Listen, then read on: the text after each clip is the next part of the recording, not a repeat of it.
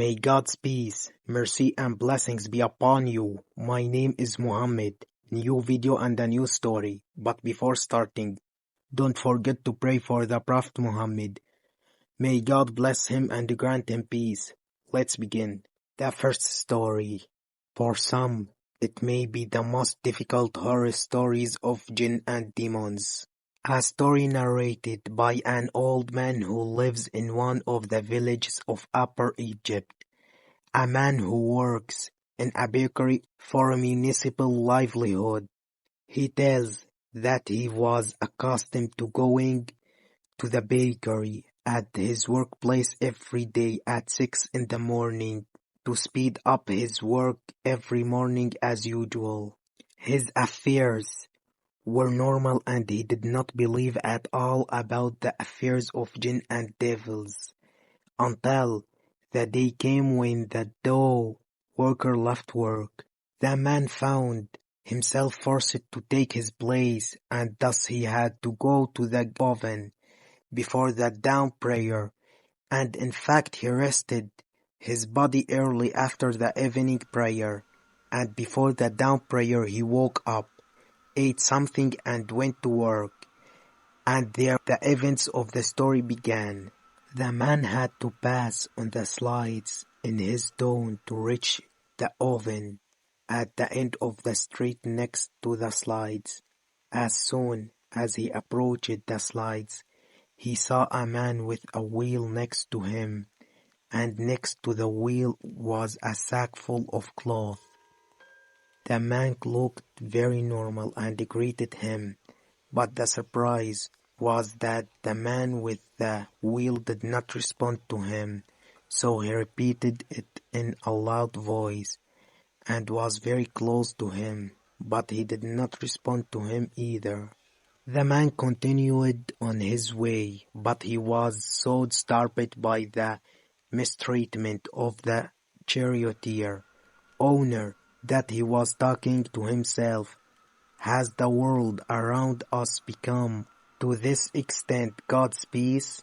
All of this are very simple moments for the man to smell the scent of blood, and he involuntarily looks behind him to find the owner of the wheel has completely disappeared. And it is impossible to do that. The man became confused and hurried in his steps to avoid anything that might happen to him, especially since fear crept into his heart. All his expectations were correct. As soon as he entered the street where the oven was located, he found the owner of the car, all of his clothes covered in blood and his car completely destroyed, to the point where blood was dripping from every direction on the mobile phone. The man remained in place, and nothing moved him except the sounds of dogs. When he looked at them, he found them unusually huge, with red eyes and strange fangs bared in his face. The man ran with all his might, and indeed he was able to reach the oven. He could hardly control his nerves to continue his workday. But when the evening came, the owner of the oven came. The man told him that he would not come to the oven, even if it contained pieces of his livelihood. It is strange that the owner of the oven understood the situation and merely shook his head. The man then knew that the owner of the oven knew what had happened to him without telling him a single word. The man did not return to his house that day.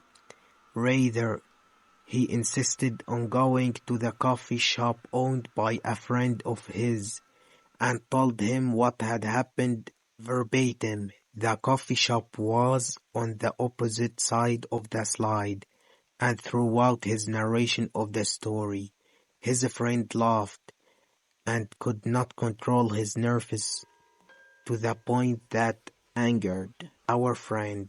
As soon as he finished, his friend told him saying, the last thing I expected them to show you." He asked him in astonishment. "They appear to me. Who are they?" His friend replied to him, "The owner of the wheel died under the wheels of the train 2 years ago, and there are many accidents that occurred on the slides due to trains. And you are a man who prays and recites the Quran, but it is certainly because you changed your work schedule and the appointment was before the dawn prayer. Since that day our friend has not come until after 6:30 in the morning. Don't forget to pray for the Prophet Muhammad. May God bless him and grant him peace. Subscribe to the channel, like the video and share your opinions in the comments. Story is titled The Ghost of the Murdered Child. My name is Hala. I live in one of the rural villages in the Arab Republic of Egypt, specifically in Gharbiya Governorate. One day my uncle came to visit us and his face showed signs of extreme anger. My father said, "What's wrong with you, brother? Why are you so angry?" My uncle said, "I was supposed to transport my goods today from Gharbiya and Cairo because my store in Cairo was completely empty of the goods. But there was an accident on the road and the vehicles cannot drive on the road until almost tomorrow." My father said, "Well, don't be sad, my dear. My brother, stay with us tonight and tomorrow morning you will be able to transport your goods, God willing." At midnight, the grandmother was in the house standing on the ground floor, looking out the window towards the road located directly in front of our house. Suddenly, we heard the grandmother screaming in a state of shock and panic. Everyone in the house woke up and we quickly headed to see what had happened to the grandmother. It was a shock. The grandmother was saying, "I swear to God that I saw a car drawn by donkey, and behind it a group of dogs." My father said, "What is the problem, mother? This happens all at the time."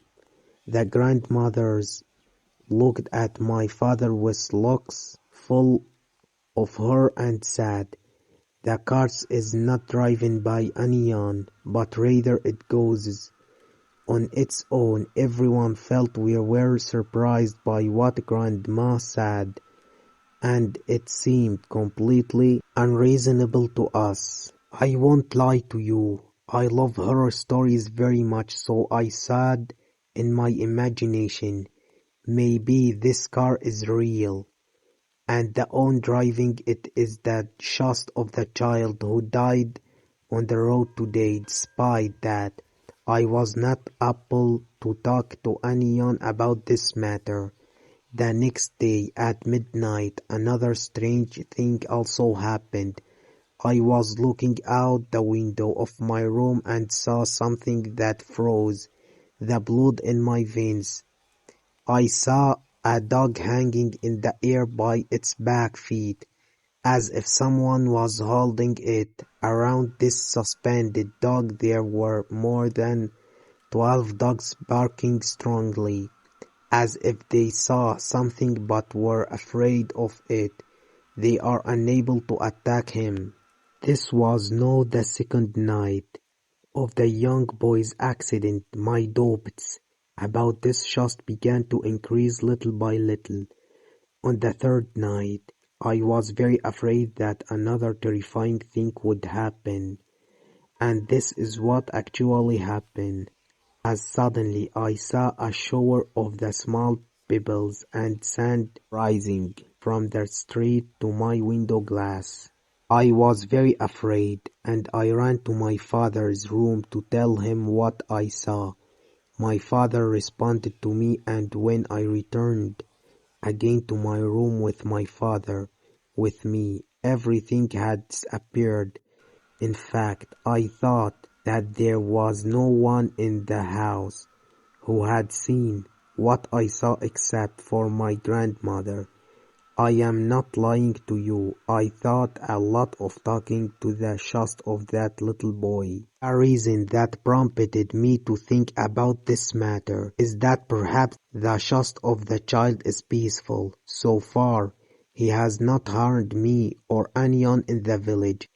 Perhaps the chest is just angry and wants us to discover the truth about what happened. It came to me to think that this child, perhaps he was killed and did not die in an accident.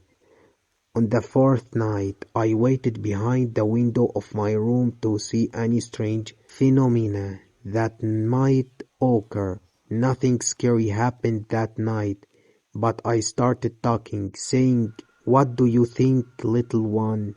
That we became close friends. Suddenly, I saw a small hand waving at me from behind my window. In fact, I couldn't help myself and quickly headed to my father's room to tell him. Again, my father came to my room, but he did not find anything suspicious. Strange things began to happen almost everywhere in the village. Families began to share many stories and mysterious events occurring in the village. Families began to feel afraid of the horror of what they saw every night. I decided too many families left the village and migrated from it because of these events. In fact, my father also thought about leaving, although my entire family was against the idea of leaving the village. We had no other choice. In the end, we left our home after these events increased and the village was transformed then to the village of Shasts. The village was almost empty of its residents, and only some families remained in it who were unable to leave because they had no other place to go. Today's stories are over. I hope they terrified you. Don't forget to pray for the Prophet Muhammad. May God bless him and grant him peace. Subscribe to the channel, like the video and share your opinions in the comments. Peace, mercy and blessings of God.